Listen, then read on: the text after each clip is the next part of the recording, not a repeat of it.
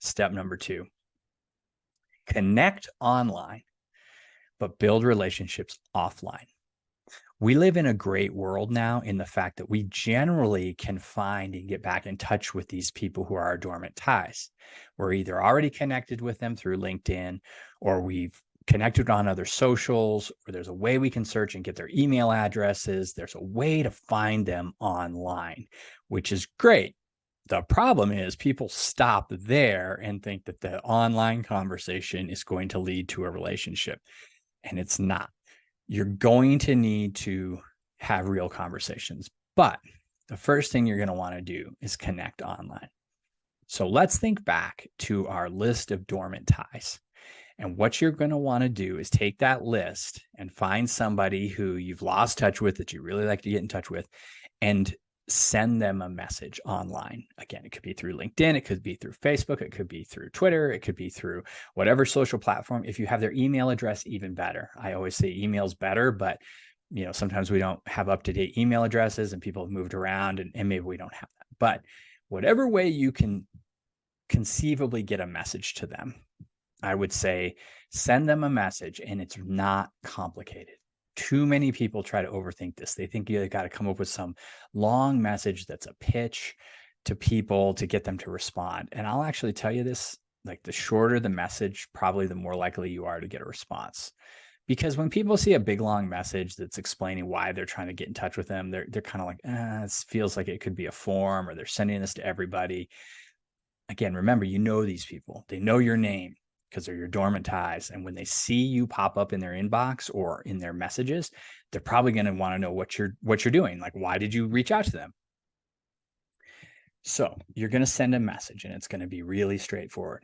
And it's going to be something to the effect of, hey, you crossed my mind the other day, and I was wondering what had been going on with you. Would love to reconnect and catch up. Something like that. That's simple. All you're doing is saying, hey, I thought of you, which you did because you put them on your dormant ties list. So obviously they did cross your mind. And I would just like to know what's going on with you. That's it. You're not asking them for anything. You're just asking them to reconnect. When you send this, you have to be a little patient. Not everybody's going to respond immediately. And this is something that people get frustrated with because they say, well, I sent out 10 messages to my dormant ties and nobody's responded. And I say, okay, well, when did you send them? They're like 2 days ago. It's like, sometimes people take time to respond.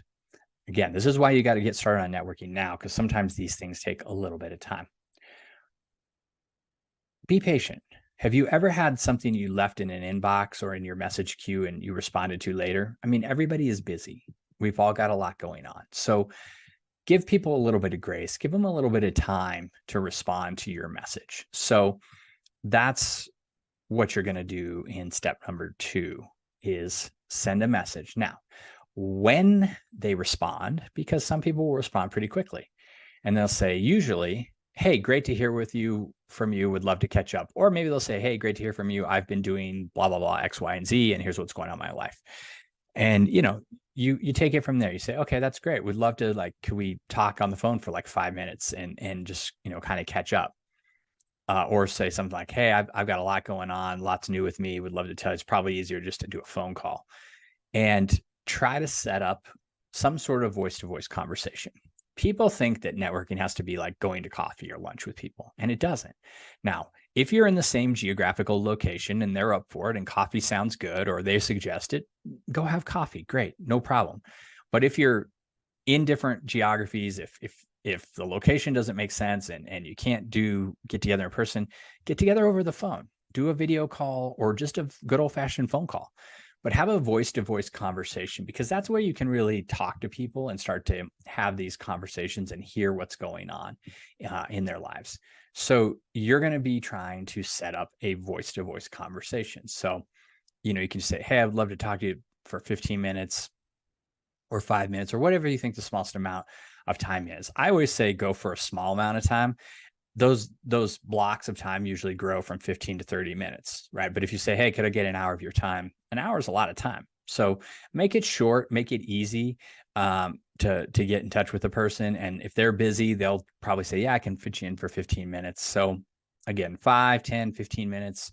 Those are usually good suggestions. They may say, hey, look, we can grab an hour or 30 minutes. Let them suggest it. You're trying to make this as easy as possible. So you're going to need to be open to their schedule, right? So if the person comes back and tells you, hey, I'd love to talk, and you say, let's talk on the phone, make it easy for them. Suggest times, suggest the way you do it, tell them that you'll call them, all those kind of things to make this easy so that you can facilitate the conversation. You're going to have to do most of the work in networking because it's your networking. So you should expect that nobody's going to do this for you, and that you're going to have to be the one that takes the initiative and the effort in order to continue to grow your network. So you've got your dormant tie, you've reached out to them, they've come back, they'd love to catch up, you've scheduled time with them.